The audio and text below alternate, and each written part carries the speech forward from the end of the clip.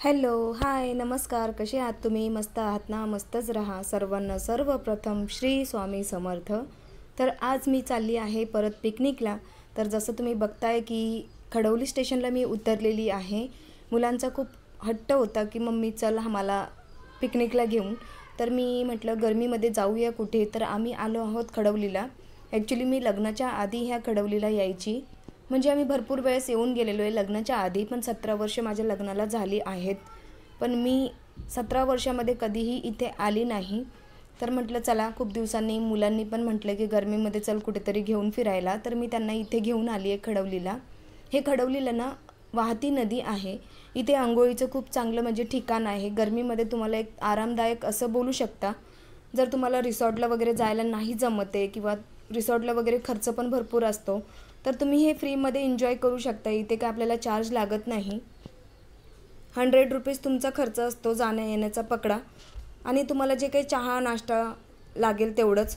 खाण्यापिण्याचं जर म्हणायला गेलं ना, तर तुम्ही घरून जेवण घेऊन येऊ शकता. इथे आरामशीर बसून खायला जागा असते. पण इथे ना छोट्या छोट्या झोपड्या पण आहेत तुम्हाला चेंज करण्यासाठी. अंघोळ केल्यावर कपडे वगैरे चेंज करण्यासाठी इथे ना झोपडी आहे.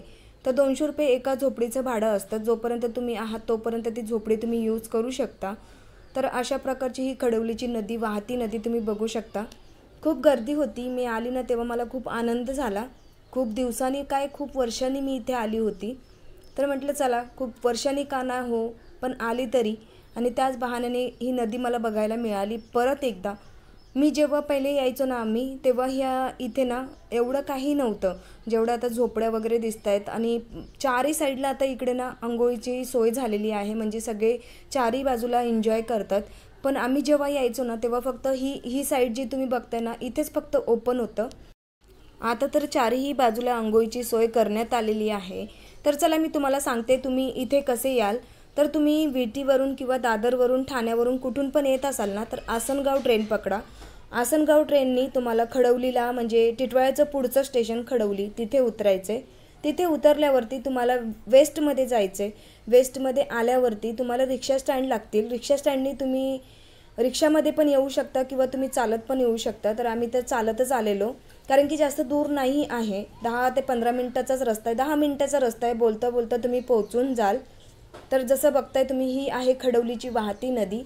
खूप गर्दी होती. माणसं तुम्हाला मुंग्यांसारखी दिसत असतील, एवढं क्लिअर दिसत नसेल. तरी मी प्रयत्न करते की व्हिडिओ चांगला क्लिअर यावा.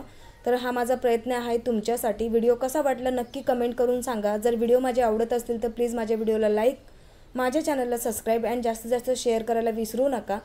तर चला पुढचा व्हिडिओ कंटिन्यू करते. हा जो आहे तो आहे मेन रस्ता. ह्या रस्त्याने तुम्ही बघा गाड्या वगैरे पण येतात. दोन्हीकडे रस्ता आहे. हा रस्ता कुठे जातो मला ते नाही माहिती, पण आम्ही ज्या रस्त्याने आलो ना तो स्टेशनचा रस्ता आहे. इथे समोर ना एक वृद्धाश्रम पण आहे. मला त्या वृद्धाश्रमचं माहिती नाही आहे एवढं, पण तुम्ही इथे बघू शकता. मला वाटतं खूप जुनं असेल हे. जीवन संध्या मांगल्य संस्थान असं नाव आहे. तर ह्या साईडला आम्ही आलेलो आहे. हा माझा छोटा मुलगा. इथे पण ना खूप छान आता म्हणजे जागा झालेली आहे. जेव्हा मी यायची ना तेव्हा इथे एवढी काही जागा नव्हती. आता ना इथे झोपड्या बांधण्यात आलेल्या आहेत की तुम्ही चेंजिंगसाठी किंवा तुम्ही आंघोळ केल्यावर कपडे चेंज करावे लागतात, तरी इकडे तिकडे कुठे जाण्याची गरज नाही. इथे तुम्हाला झोपड्या दिसतील.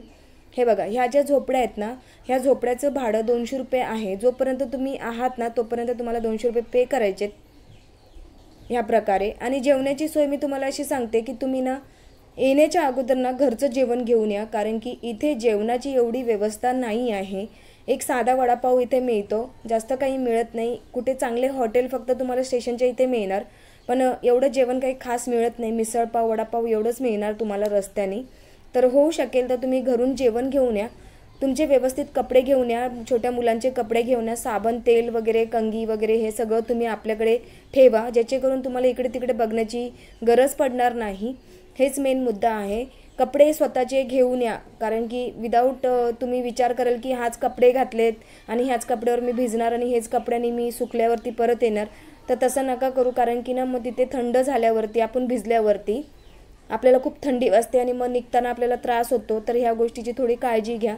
आणि जर तुमच्याकडे मुले असतील तर मुलांना चांगलं जपा, सांभाळा, कारण की इथे ना वाहतं पाणी असल्यामुळे दगड्यावरती ना अशी शेवाळं येतात. ते शेवाळं आल्यामुळे काय होतं, पाय घसरतो. तर आम्ही 2-3 वेळेस पडता पडता राहिलो, तर तुम्ही काळजी घ्या.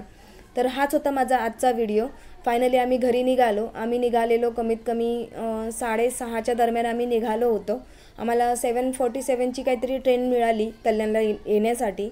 तर हा शेवटचा मी तुम्हाला शूट दाखवते. हा एरिया आहे स्टेशनला जाण्याचा.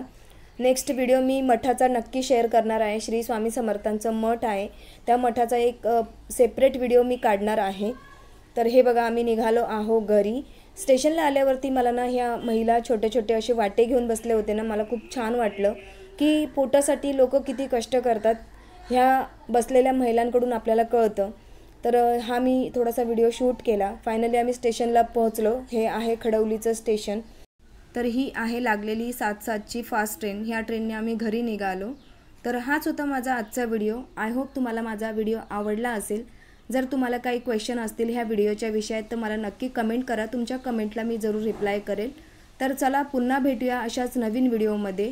तर प्लीज व्हिडिओला लाईक, चॅनलला सबस्क्राईब अँड जास्तीत जास्त शेअर करायला विसरू नका. तर सर्वांना श्री स्वामी समर्थ. बाय.